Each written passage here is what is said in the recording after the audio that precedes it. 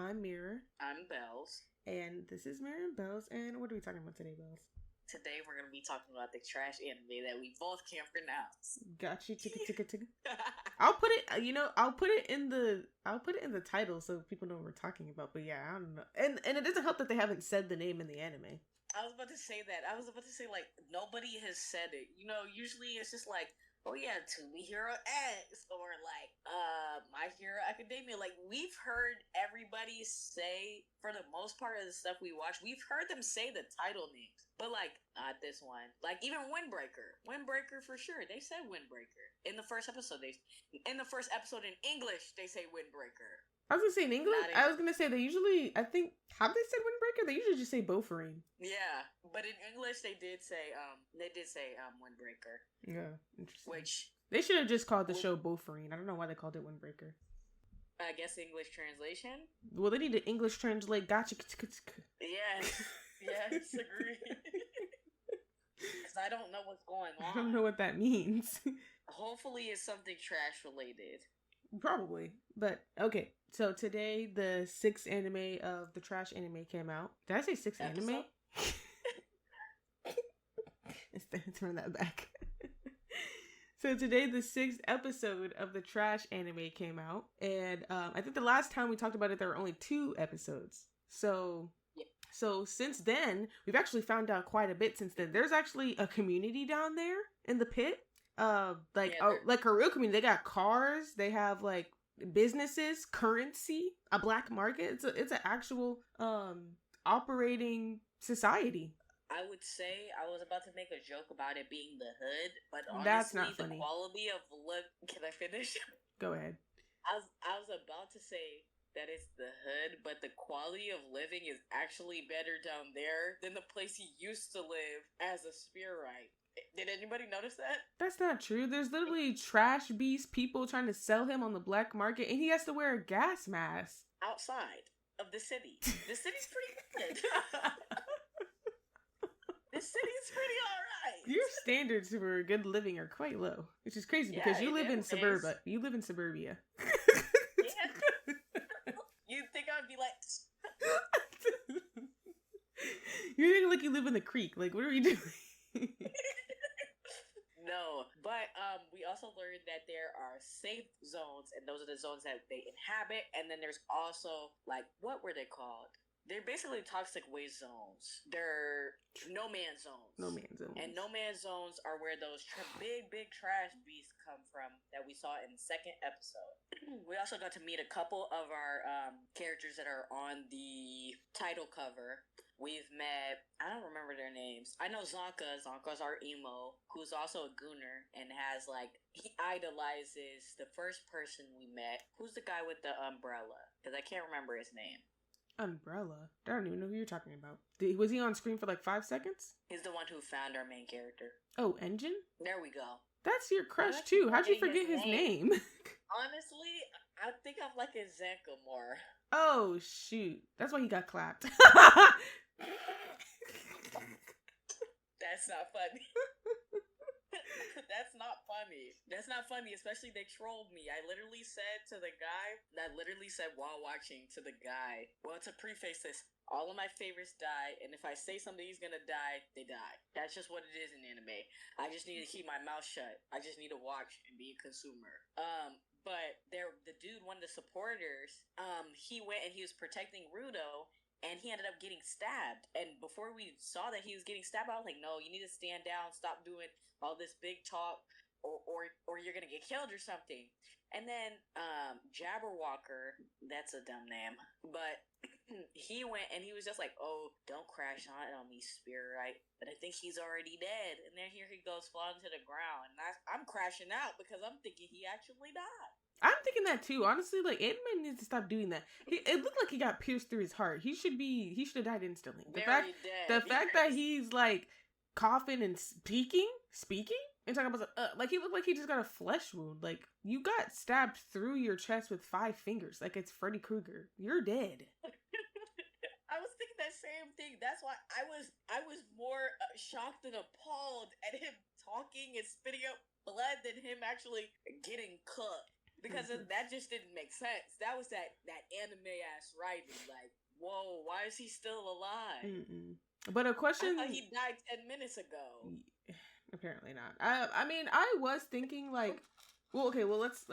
Well, we're on the topic, so let's talk about it. I was thinking, like, when he got stabbed, I was like, it seemed like he was going to be a pretty important character for Rudo. I was like, they're going to kill him this early. Like, they're going to use his death for character development this early. Like, that's flawed. It doesn't seem like he's going to die. I feel like usually in anime, when, like, they usually don't, like, kill the character later. Usually the character kind of dies on sight. So the fact that he's still talking and coughing and stuff signals to me that he's gonna survive, but he's definitely gonna be out of commission for a while. So I guess like they basically just used his grave injury as a character development for Rudo. Then he's gonna come back, next season or something.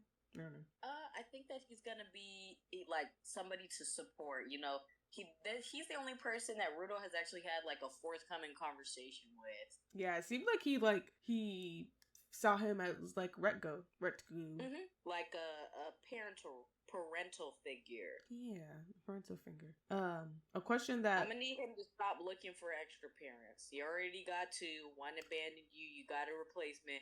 Don't make no other people. He's your parents, just a baby. You're gonna. What is he, like 12? He needs a parent. He's like they're 14. He needs a parent. Those kids that age need parents to, guide them and tell them how to do stuff. I don't know. Whatever parents do. Whatever my mom did for me when I was a kid. I hope she doesn't hear that. She did a lot for you, and you're just making it sound like, yeah, whatever. Whatever she did. Whatever she did to make me come out this good. I don't see, nurturing you as a person and your ideals and morals.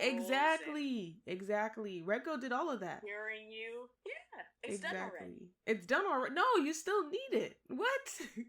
He's over here freaking out because a girl touched him. He still needs parental guidance. Yes, he sure does.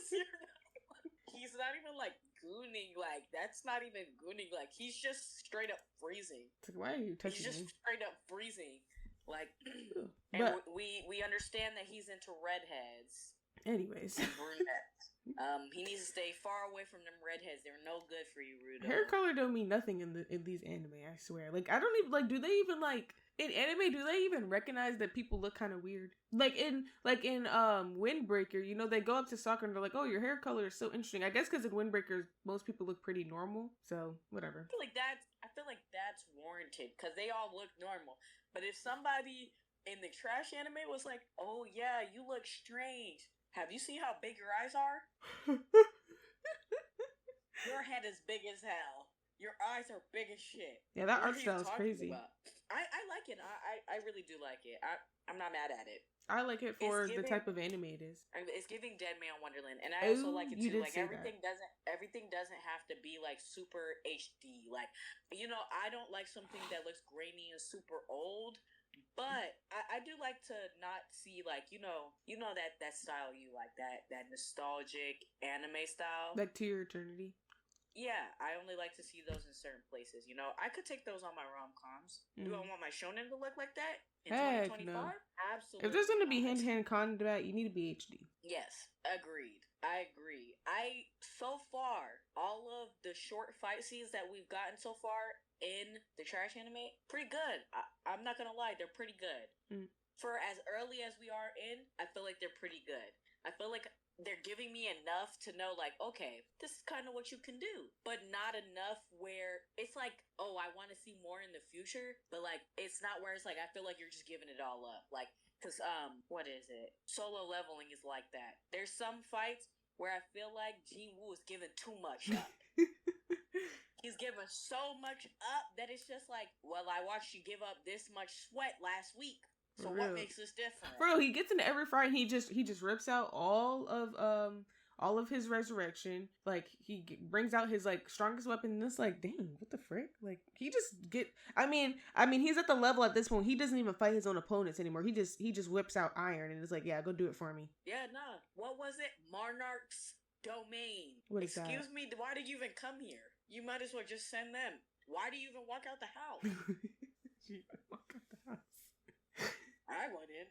Yeah, that was crazy. Yeah, it was. Just got a bunch of shadow slaves. It was nice seeing him sweat when he was going against Beru. That was good. That was a really good fight. But I feel like I'm watching them give up just enough. Yeah. Just enough so that like later on when we do see them go against like actual bigger opponents or bigger trash monsters, we'll actually be like, yeah, you're giving it up, but I'm sweating. You're sweating and I'm sweating because I do not know the outcome of this fight, and I've never fully fledged seen you really sweat your ass off. So that will be really good to see when those things do start happening. Yeah. I'm very interested in the leader. The leader. Mm-hmm. We did not get to see him on screen. All we confirmed is that the leader of the cleaners. Know where he is. Mm-hmm.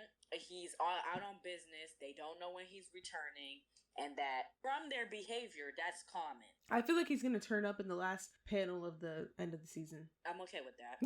That's what I feel like it's going to be like. But, okay, so I really liked this. Well, so in this past episode, I think we found out, like, how Rudo's, I done forgot what it's called. What is it called? What is their power called? Vital instrument. He's a giver. His vital instrument. But his vital instrument, yes, which is his gloves. We found out how his vital instrument works, which is that he brings out the worth in what's it called? In the items. He brings out the worth in the items that he touches with his gloves, which are his actual vital instruments. So that's why on his first mission, when he was using that random pole, all it did was do enough to protect him and the other supporter, because it's just some random pole that got no care into it. But with Grease's talisman, that was prayed to every day, it was nourished, and so it was actually able to be a very interesting and cool looking vital instrument. Like that was really cool. That eye was freaky deaky.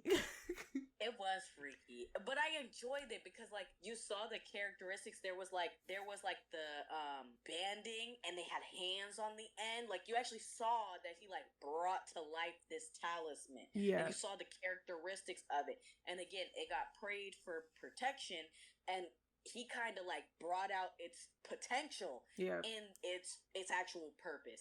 And I really like that. That would make me, if I was Rudo, I would sit in the corner and like put worth into some stuff. I'd carry some shit on my utility belt like I'm Batman. Like, oh, shoot.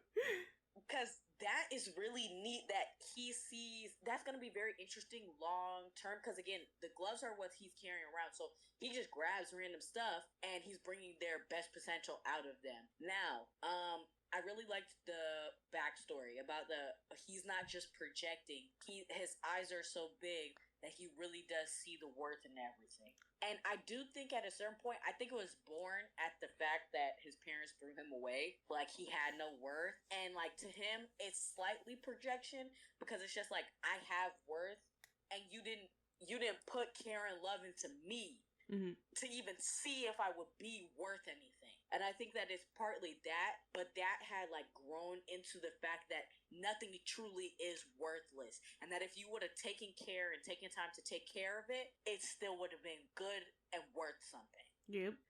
I wonder, like, because I was thinking about the like plushie that he was gonna give that girl, or that he did give that girl, and then for some reason I thought it like fell into the pit, and I was like, I wonder like what would happen if that like plushie came up later, but because they made such a big deal out of it in the first episode. But I'm excited to see like how his power is used later, because like his gloves can turn like anything into a vital instrument. That means like his power is very dynamic. So right now he's using the talisman for protection, but what is he going to use in the next fight? And then what is he going to use in the fight after that? So that makes his power very like dynamic, and it's going to make his fights very interesting because he's not going to use the same vital instrument every time. And he can use more than one at a time. I think that when it comes to being a giver, it kind of falls under that it's a shitty power that you have to be very creative to use, if that makes sense. Because like the woman, the op with the shovel, was making mud demons and like putting a whole body in these mud dolls to like throw off opponents. Like when you think like, oh yeah, I'm just giving life to random objects, or there's a object I'm bonded with and I give that life and it will help me destroy these trash monsters, that on face value, that's very small. That's very minute. And when you think about it, there's like, yeah, I'd rather be able to fly or spit fire or do all these other things. But it's really about like the mind when it comes to it. And because of the type of giver that he is, the whole like ground is his oyster. It's just about him getting created. Let's talk about episode 4. Okay. Episode 4. He went out for training with a resident redhead. I actually really do like her. She's kind of spunky. She's goofy. She almost got them all killed, kind of. Yeah, I don't know why she was like so she's just so nonchalant. Yeah, like, are you okay? Like, what the like heck? It was like she didn't even care. At every point, she was like, "Oh yeah, the fence is big enough. Oh, that's only one of them. They're usually not that fast. Oh, now we're kind of in deep doo doo, but I got it. Like, what the frick?" Then when things went south, she said, quote verbatim, "This is the best trash monster I have ever seen, but this is bad teaching material." Pulls out scissors and jumps off. For real. What? Just leaves Rudo. And then, like, I guess this is just anime syndrome, but it's just like Rudo going on these missions and just making everything go to crap every single, I mean, it's only twice, but like both of these missions, like things almost went wrong because of it. Well, actually for the first mission, it didn't go wrong because of him. He did protect the supporter, but like they had to protect him. Like they're trying to do their thing and then they're worried about protecting him. And usually when you're training someone, you go on easier missions. Like, why did they go on a mission where they got intel about a spherite? That sounds like a high profile mission. Like, I understand he's a spherite and he probably wants to be there. You'll meet him when they bring him back to the cleaners. Like, what the frick? Right, because you just brought me. The only spherite you know. For real. Like, what the heck? And then like we already know, and at that point his vital instrument was like already kind of crapping out. Like, it wasn't working. They didn't know exactly how it worked. So it's like, why are you bringing on this like high profile mission? What are we doing? I'm just a bystander, okay? I'm a bystander. Don't expect me to do anything. Don't expect me to do anything, throw any type of hands. That's why Zonka's knocked out right now. That's why Zonka's knocked out, and that's why Grease is almost dead. For real. I don't even know dead. Yeah, I don't even know how to explain his state right now, because he got Gachiakuta claws through his chest. He should be deceased, but alas, here he is, up and speaking and coughing like he's just sick, like it's just a flesh wound, like he has a cold. For real, what the frick? But in episode 4, the most interesting thing besides our quirky resident redhead, she was having problems destroying this big monster. Oh, when he found the core, because usually the core is made out of anima. It was not made out of anima. It was a box cutter. It was a vital instrument. Yeah, which means that somebody's making trash monsters. Yep. That's what it means to me. I don't think they figured that out yet. Or I don't think they've come to that conclusion yet. They should, because to me, well, you know what? I think that old girl, resident redhead, she's just like whatever. She just doesn't care. She's just here for the ride. But she was piecing it together and it was just like, yeah, I'm going to let the people who worry for a living worry about it. Those are not the questions that I need answered. But I'm pretty sure from the conversation that her and Zonka had, they have suspicions. I just think they don't want to voice that because that is probably the worst case scenario. Yeah, because who's out here being an op? Really bad. And one of us at that. One of us. What if the people find out that one of us, the people who protect them, are the people who are making those? What happens then? Well, that's crazy that all of this is going down in the pit and then up there just living like, even in like the part where Rudo lived, like just relatively peaceful lives. And these people down here got to deal with trash beasts. They got to deal with no man zone where they can die of asphyxiation within 15 minutes. They got to deal with like ops. Like what?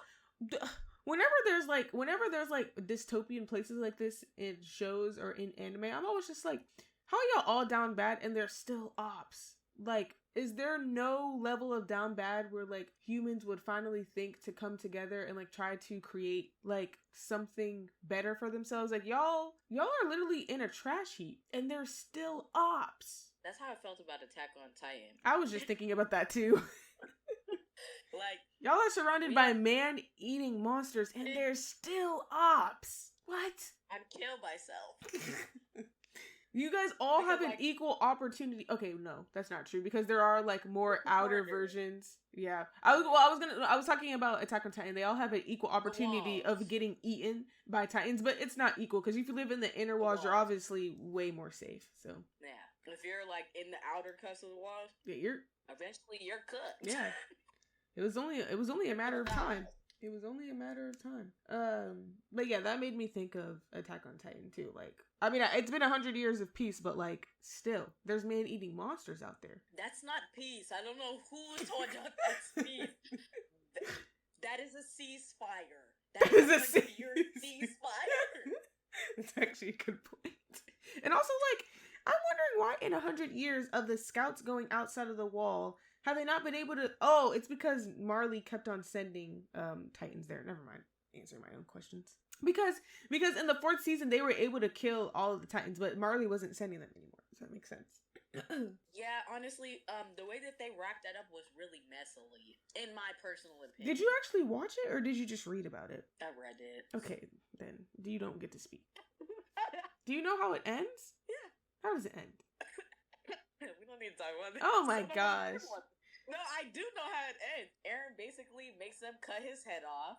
Oh, okay. Yeah. And it's to save everybody so that all the Titans can die because he got the founding Titan. Yeah. So he was controlling everybody, and if he died, they died. But like, wasn't there like a clip after where like there's the tree and it like alludes to the fact that this is gonna happen all over again? Yeah. Yep. Yeah. I want y'all to know she's like smirking and smiling at me and just shaking. I mean, because look, Eren was right. Like they should have let him kill everyone outside of the island. Like, cause look, everything just repeated itself. Well, probably like 200 or 300 years later. I don't know. A lot of time went by. I mean, we can just chop this up to he got inspired by Australia, but it really went bad. Okay, well, you know what? Like comparing. This isn't about Attack on Titan, but like comparing like Attack on Titan to real life, it's like we've had like, you know, we've been like super separated in the past. You know, we had the Civil War and stuff like that, blah, blah, blah. But it's like we are able to pretty much come together now, and like history isn't exactly repeating itself. Like, it's getting a little rocky, but... I meant that other countries used to throw their prisoners on Australia. That's what Australians are. Oh, I did not know that. Yeah, no, they used to throw their prisoners there, and then eventually the prisoners started to make babies, and then that's how Australians came about. That's why their environment is like that. That with makes... the snakes. You know what? Yeah, if you were... No, because I do... What the frick? I do always think, like, why would people, like, willingly live... I mean, now people do willingly live there, but like, what the frick? That's the most dangerous natural place I've ever seen. That in Brazil. What the hell? Mm-hmm. What was it? Did you hear that? Yeah. There was some kind of Java pop up on my computer. Hey, tell Java be quiet. For real. But I may cut all that out. But it can go under bloopers. But yeah. So yeah, that's where we found out that there's probably people like making trash beasts. We know how Rudo's vital instrument works. So world building is pretty good. I give this like an 8 in world building so far. Doing pretty good. What do you feel like could get the 2 points from you? You know, you're our hardest critic. Well, it's just because we're not done yet. I don't know the entire world yet. I still want to know why people... I want to know how the world started, because not everyone actually... not anyone down there is from the sphere. They all have been down there. So I'm wondering, how is there an upper part? How is there a sphere in a lower part? Why do the people in the ground keep making babies? I mean, I know why, because that's just what humans do. But it's like, what are we doing? There's literally trash monsters running around, and you're worrying about procreating. And I'm interested in like basically about how the sphere became, right? Like how this Earth, this alternate reality, this dystopian reality was created. So the 2 points can come from how they explain that. It's not 8 out of 10 because it's not good. It's because it's just not finished. I just don't know all of the story yet. What if the ground was first and then somebody managed to take a group of people and get up first? What if it's backwards? Because we're thinking it went up and then the segregation and then down to the ground. Mm-hmm. But what if it was ground up segregation? Well, then I would wonder, like, if there was like a group of elites that went to the sphere, why are they now like segregated into like upper class and lower class now? Because there's upper class, lower class, and then there's like garbage. Which, to be fair, like, which also, do you think the upper class knows that there's a society in the pit? You gotta speak; they can't see you. I know. But, like, it would have just been garbage. It would have been gurgling and making noise. I was flailing around, just so you guys know. That's why she said I had to speak. But, half and half. I think there may be a possibility that, like, government higher-ups know, and they're just keeping it from everybody. Or they have no idea, and they think they were actually killing people. Still battered their way. No, I assume they think that, like, when they're sending people to the pit, they think they're killing them. Because, actually, that makes sense, yeah. Because why would they send them to, like, a society down there? They must not understand that there's a society down there, which makes me have more questions about how, like, everything is so far moved. I mean, it could be, like, a Attack on Titan thing, because, they thought that they were the last humans on Earth because of, like, a curse, basically. Or, like, a brainwash. So I didn't even catch that until you repeated it. But in their defense, from what these ground people are talking about, they were throwing these people down here and killing them. Well, they said that a lot of the times when spherites go down there, they're just already dead. Yeah, but they're not, from our knowledge, they're not killing them beforehand, so they're dying on the way down. Which that fall was crazy. Yeah, the fall is far. Makes sense. He got lucky. Yeah, I don't. So yeah, I think when they send, it seems like when they send them to the pit, they think that they're just dying, because, like, why would they think that they could survive that fall? And I guess it's like a means of torture, like just falling for that long and like knowing that the end is coming. Yeah, that you're trash and you're worthless. We threw you away. That's pretty bad. Right, where the trash is, yeah. And it's a whole spectacle, too. Your brothers watched. Yeah, that's even worse. You just tried to humiliate me. You just basically said, I'm trash, I'm worthless, I'm the scum of the scum, and we're throwing you away. With no trial, too. No trial. I wonder if any of the upper class people ever get sent to the pit when they commit crimes. Or do they have jails? They might have jails. They might have more decorum. But also, like, what is their crimes? Like, getting dirty? Yeah, I guess if you're a criminal, you just get sent to the lower class. I don't know. I had something. I was loading up something, and then, like, you said that, and I got sidetracked. Yeah. Oh, how do you feel about the storytelling so far? Because I feel it's kind of mid. Because I'm not going to let them, right now, they got a 5 out of 10 for storytelling. I'm interested in the story. It's just that you're not going to tell your whole story through flashbacks. You're not going to get away with that for me. I'm trying to think, because I remember, like, making a criticism of some show, like, oh, they need to show, not tell. Oh, no, that was the Witch and the Beast, never mind. But, yeah, storytelling's pretty mid. It's not, like, phenomenal, but it's not, like, terrible either. Which is crazy, because they have a great premise. Yeah, the premise is very interesting. But, I mean, Fire Force also had an interesting premise, and look how that happened. Now you're trying to give me a heart attack? Tokyo Ghoul also had a great premise, and look what happened there. Oh my god, and I thought that, and I was like, oh my god, please, just let her stop at Fire Force. Oh my goodness, what's another anime that we dropped? I'm talking about Great Calamities. Yeah, Tokyo because Revengers. We fell off of Tokyo Revengers because they put it on Disney Plus. That's just ridiculous. Also, I did start reading it. It does get goofy. I never said anything about watching it again because, like, what people are saying on the internet, I definitely agree with. And what is being said is Windbreakers is what Tokyo Revengers should have been. So that lets you know how bad they were flopping the hell out. Well, it seems like Tokyo Revengers was trying to be a little darker because we get because at the end of the first season, old dude gets blicked in his dome. I don't think that's happening in Windbreakers. I think Tokyo Revengers was supposed to be like a darker story. It also it came off as darker too, even when they're kids. Like it seems way darker than Windbreakers, and they're middle schoolers. They're younger. They should have made them older. Maybe if these were university gangs, y'all would have sold me on this. Well, yeah, because we also have to remember, because we have to remember the trigger for him going back in time is his old girlfriend getting murdered, and she keeps getting murdered. Somebody has an agenda. She has to get murdered for some reason. So Tokyo Revengers is a way darker story than Windbreakers. Why are you flipping me off? But I'm not trying to. But sometimes, like, just because you made something darker doesn't make it better. No, I'm just saying it's a different story. Oh yeah, no. I'm just saying that when it came to gang-related fighting animes, the popular opinion that I do share, which I usually don't share the popular opinion, they missed the mark. And the people who like Windbreaker, they felt like they didn't miss the mark. I love Windbreaker, but I haven't read or watched anything past season 1 of Tokyo Revengers, so I like Tokyo Revengers. But I don't know what the second season is like, so I'll send you a video on the rest of it. Okay. Like you can watch as you go to sleep, because that's what you'll be doing to it. What the fuck? But I do really like Windbreakers. I like. Oh wait, we're not talking about Windbreaker. But okay. Any final thoughts? You ready to move on to the next recording? Is that what you're trying to say? At this point, I mean, because the Trash Anime only has 6 animals.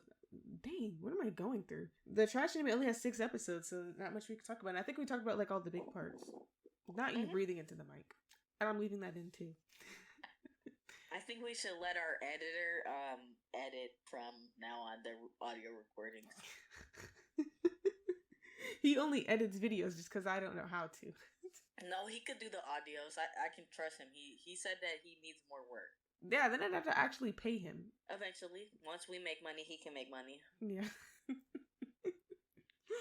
That's how this goes. This is freelance. This is just stuff he can put on his resume. Yeah, it's good practice.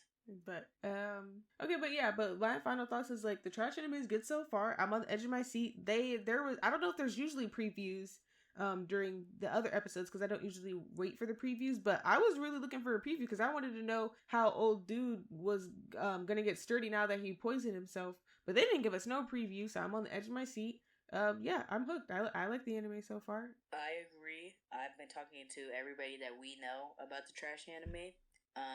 Everybody likes it so far. We're all on the edge of our seats. That's how you know it's good. When like 6 people with like entirely different tastes and entirely different opinions want to sit down and watch the same thing. That's in my opinion. Yeah. Well, on that note, let's wrap this one up. Bye. Bye.